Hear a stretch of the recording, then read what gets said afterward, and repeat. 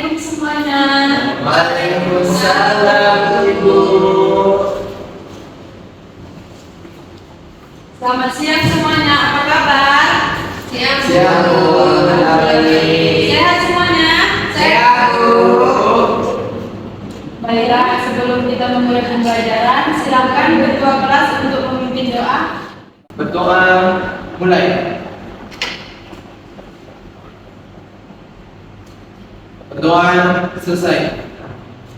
Baiklah, sebelumnya Ibu absen dulu ya, satu-satu. Royhan, Ibu. Rifki, Hadir Bu. Windy, Ibu, Alfani, hadir semua ya. Hadir Bu.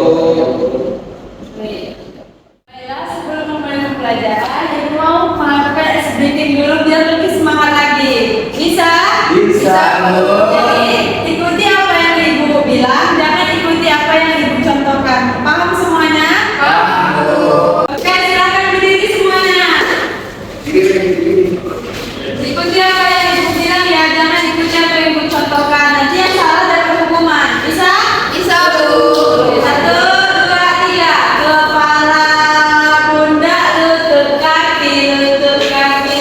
Kepala, pundak, lutut kaki, lutut kaki. Kepala, salah Rifki.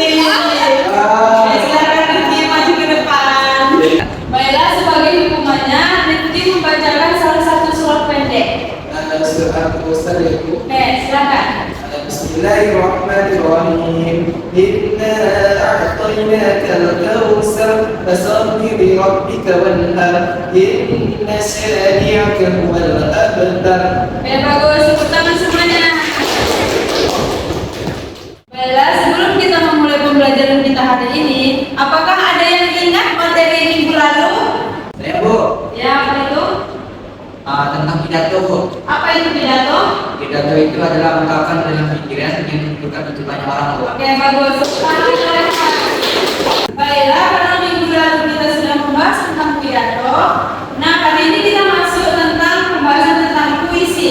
Tujuan pembelajaran kita hari ini agar dapat menuangkan gagasan, pikiran, serta keterampilan dalam membentuk menulis karya sastra puisi dan menilai karya sastra puisi dan melatih keterampilan kalian untuk merencanakan puisi sesuai dengan langkah-langkah yang benar. Nah, sebelumnya Ibu mau bertanya, apakah ada yang tahu pengertian dari puisi? Tidak Bu.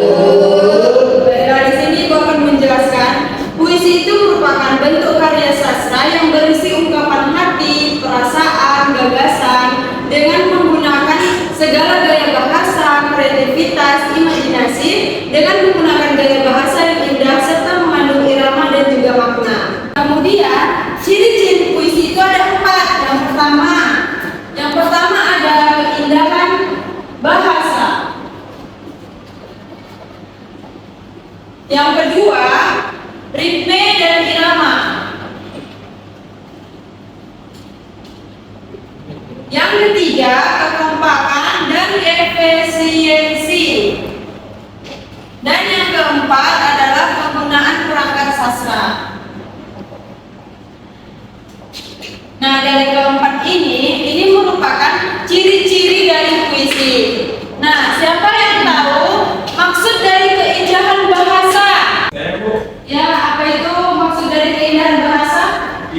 keindahan bahasa pada puisi ialah kata-kata yang keluar dengan indah, kreatif dan inovatif.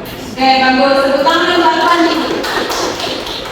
Baiklah, jawaban dari Alfani sudah benar, tapi perlu jelas lagi bahwasanya maksud dari keindahan bahasa itu ialah menggunakan bahasa yang indah dengan penggunaan kata-kata yang indah juga untuk menarik perhatian bagi pembacanya.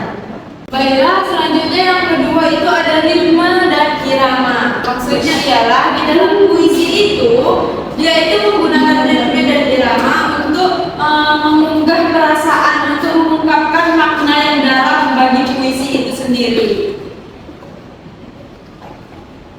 Ryan, tolong didengarkan Ibu menjelaskannya. Pertanyakan ke depan. Rifki juga.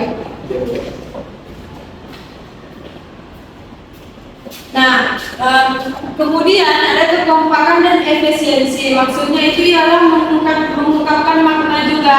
Jadi kita itu harus menggunakan bagi pembacanya. Mengerti semuanya? Mengerti, Bu. Baiklah, di sini Ibu ada contoh puisi yang baik dan benar. Nah, kalian bisa memperhatikan ke depannya. Dengarkan dia membacakan puisi, bagaimana dia cara membacakan puisinya dengan suara yang lantang.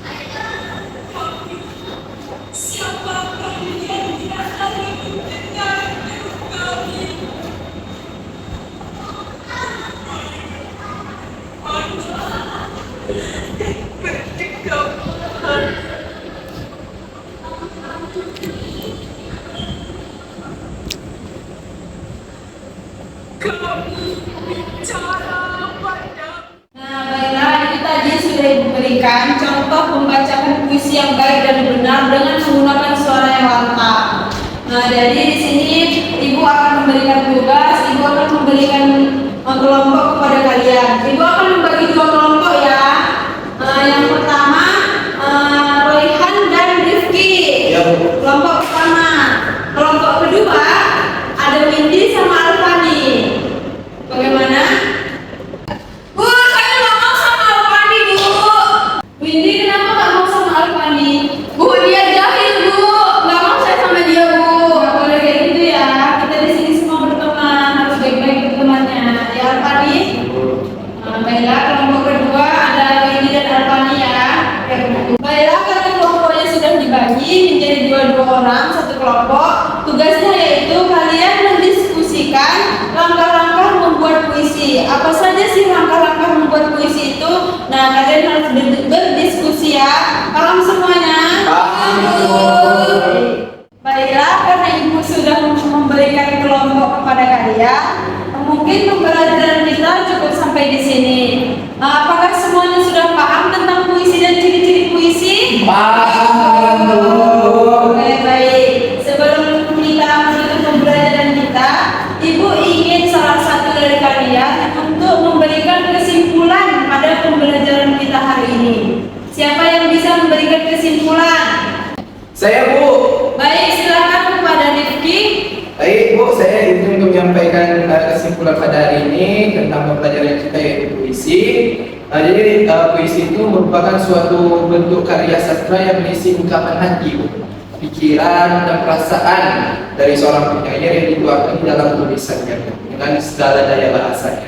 Dan ciri-ciri puisi itu ada beberapa, Bu. Yang pertama itu keindahan bahasa, yang kedua itu ritme dan irama, yang ketiga itu kekompakan dan efisiensi, yang keempat itu penggunaan perangkat suara. Itu saja, Bu. Baiklah, terima kasih kepada Rifki sudah memberikan kesimpulan pada hari ini. Mungkin pembelajaran kita cukup sampai di sini. Untuk minggu depan kita akan membahas dan mendiskusikan hasil dari kelompok kalian masing-masing.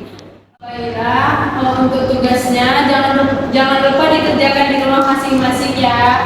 Rajin-rajin belajar di rumah, buka bukunya masing-masing, dipelajari, dibaca.